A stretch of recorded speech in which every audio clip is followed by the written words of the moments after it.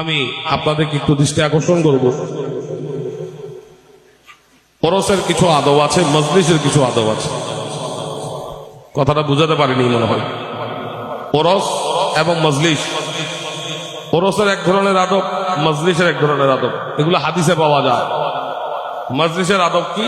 আওয়াজ না করা, এসে যেখানে জায়গা পাবেন সেখানে বসে যাওয়া, কাউকে ডিঙ্গিয়ে না আসা, এটা হচ্ছে মজলিসের আদব। ঠিক না ঠিক? আজকে কি বার ছিল জানি, বলেন দেখি কি বার?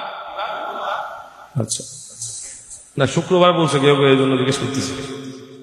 মুসলিম কখনো শুক্রবার বলতে পারে না, কি বলে? জুমাবার, ইয়াউমুল জুমআ ছিল আজকে।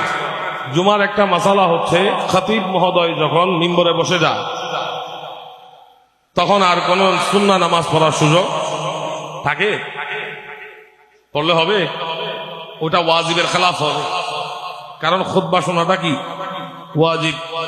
দুপুরবেলা মসজিদে গিয়ে খুতবা চলাকালীন কেউ কি কথা বলেছেন, নামাজ পড়েছেন? ভুলে গেলে হবে না। খেতাবত, এটা হচ্ছে আল্লাহ এবং আল্লাহ রাসূলের পথের দিশা দেওয়ার জন্য, বান্দাকে রাস্তা দেখিয়ে দেওয়ার একটা অন্যতম